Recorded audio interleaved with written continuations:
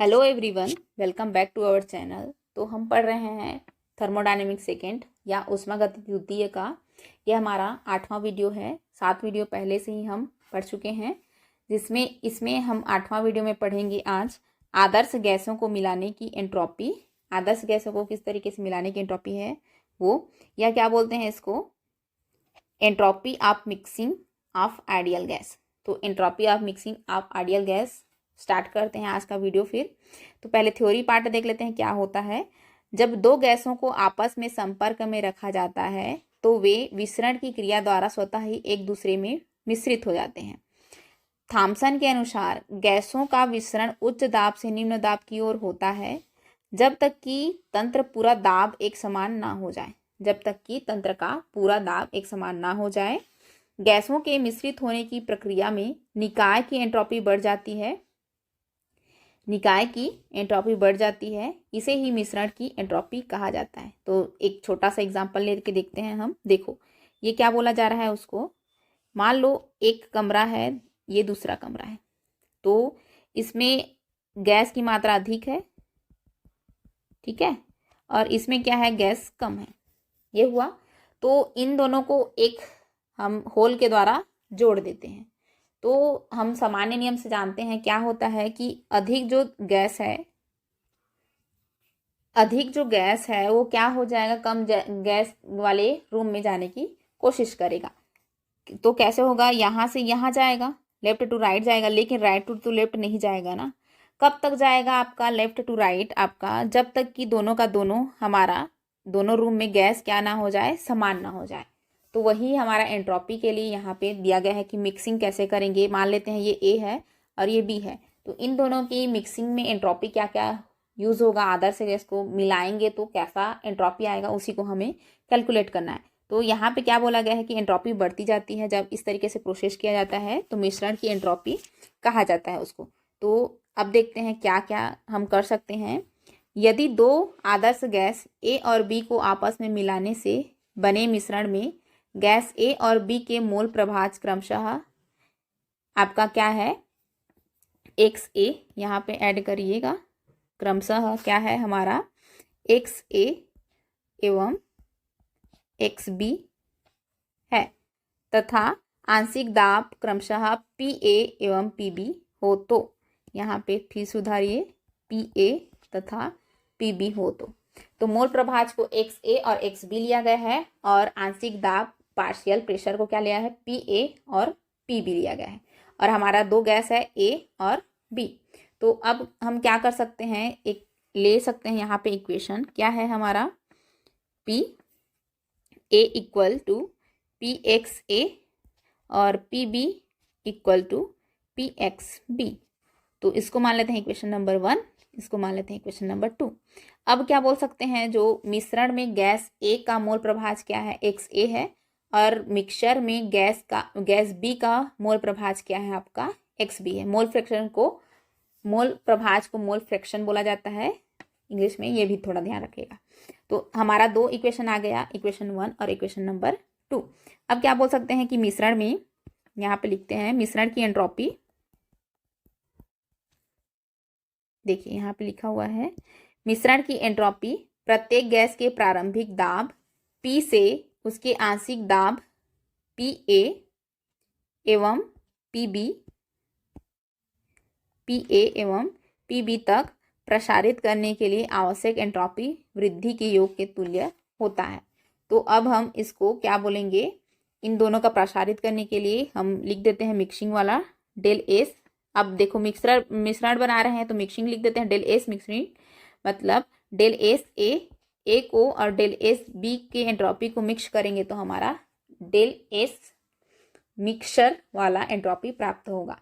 तो अब हम रख देते हैं इन दोनों पे मान, या क्या बोल सकते हैं, डेल एस मिक्सिंग, या इसके जगह हम पुट कर सकते हैं X A R ln P by P A plus X B R ln P P B.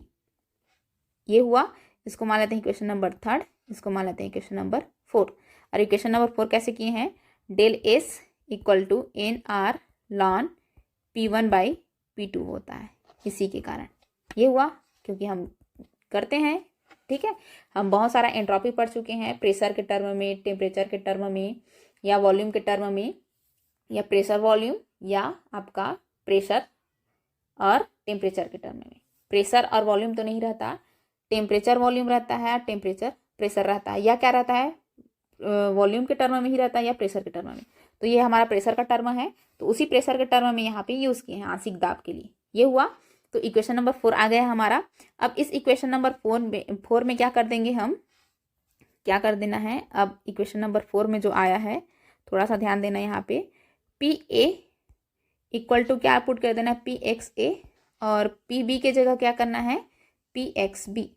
क्यों करना है, क्योंकि हम यहाँ पे माने हैं, देखिए इक्वेशन नंबर 1 और इक्वेशन नंबर 2, ये देखिए ये दोनों माने हैं ना, इसीलिए हम इसके नीचे में कहाँ है, ये पी ए दिख रहा है ना, यहाँ पे ये पी ए और पी बी के टर्म में पी एक्स ए और पी एक्स बी पुट कर देंगे। तो इक्वेशन नंबर 4 हमारा नया इक्वेशन क्या हो जाएगा, चलो लिखते हैं फिर। इक्वेशन 4 क्या हो जाएगा, del S mixing equal X A R ln P, यहाँ पे देखिए पी ए था तो पी एक्स ए लिख दे रही हूँ मैं यहाँ पे, क्योंकि हमें पुट करना है X B R ln P, और यहाँ पे पी बी था तो पी बी की जगह हम क्या पुट करेंगे, यहाँ पे पी एक्स बी पुट करेंगे। ये हुआ हमारा, तो इसको मान लेते हैं इक्वेशन नंबर 5। आ गया हमारा इक्वेशन नंबर 5। तो अब इसको काटें, मान लो तो ये कटेगा, क्या क्या कटेगा, प्रेशर, प्रेशर कटेगा, यहाँ पे भी प्रेशर, यहाँ पे भी प्रेशर। तो नया इक्वेशन हमारा क्या आ जाएगा, del S mix equal X A R ln 1/एक्स A plus X B R ln 1/एक्स बी। आ गया, इसको मान लेते हैं इक्वेशन नंबर 6। 1/1 के टर्म में आया है, तो अब क्या कर दें, एक्स ए और एक्स बी को ऊपर अगर ले जाते हैं, मान लो इसको हम ऊपर ले जाना चाहते हैं तो यहाँ पे नेगेटिव साइन कर देंगे, इसको भी हम ऊपर ले जाएंगे तो यहाँ पे क्या कर देंगे, नेगेटिव साइन कर देंगे, तो हमारा साइन चेंज हो जाएगा। तो क्या हो जाएगा नया इक्वेशन 6 वाला, del S mixing equal to minus हो जाएगा X A R ln X A plus, sorry यहाँ पे प्लस अब हट जाएगा, क्या आ जाएगा, माइनस आ जाएगा, X B R ln X B. ये मान लेते हैं इक्वेशन नंबर हम 7। क्यों ऐसा किए हैं, क्योंकि देखिए ये एक्स ए नीचे था, एक्स बी नीचे था, उसको ऊपर ऊपर कर दिए हैं, तो हम नीचे में यहाँ पे क्या कर दिए हैं, नेगेटिव नेगेटिव साइन किए हैं, क्योंकि जो नीचे में रहता है ऊपर जाता है तो वो साइन बदल जाता है, इसीलिए नेगेटिव साइन किए हैं जो पॉजिटिव में था। अब नया क्या लिख सकते हैं, और del S mix equal to, अब देखो क्या क्या कॉमन निकल रहा है, कॉमन निकाल दो, आर कॉमन निकलेगा यहाँ पे और माइनस भी निकलेगा कॉमन, तो दोनों को निकाल देते हैं कॉमन हम, तो माइनस आर, और अंदर में क्या बचा है, X A ln X A minus, अब माइनस भी निकल गए तो यहाँ पे प्लस हो जाएगा X B ln X P. अंदर ये हुआ, ये मान लेते हैं इक्वेशन नंबर 8। तो अब इक्वेशन नंबर 8 को क्या कर देते हैं, चलो यहाँ पे लिख देते हैं थोड़ा सा, इक्वेशन 8 को अनेक गैसों के लिए, अनेक गैसों के मिश्रण के लिए लागू करने पर, तो ये दो गैस के लिए था इक्वेशन नंबर 8, गैस ए और गैस बी के लिए, तो अनेक गैसों के लिए मिश्रण के लिए लागू करने पर क्या हो जाएगा हमारा इक्वेशन नंबर 8, उसको देखते हैं। तो लिखते हैं फिर, del S mixing equal to minus R, अनेक गैसों है मतलब कि समेशन कर देते हैं, समेशन का निशान, और एक्स आई लॉन एक्स आई। ये हमारा नया इक्वेशन जनरेट हुआ, इसको हम एक डिब्बा में रख देते हैं, क्योंकि डेल एस मिक्सिंग जितना भी आपको गैस दे इसी इक्वेशन से हमारा बनेगा। अब इसको ले लेते हैं हम इक्वेशन नंबर 9।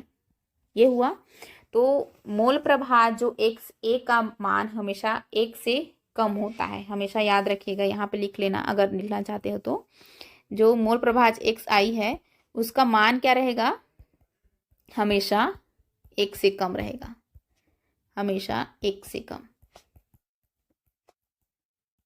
कम होता है। ये हुआ, मतलब कि ये एक्स आई और ये एक्स आई, इसलिए गैसों को जो मिलाने की एंट्रोपी का मान है हमेशा धनात्मक होता है।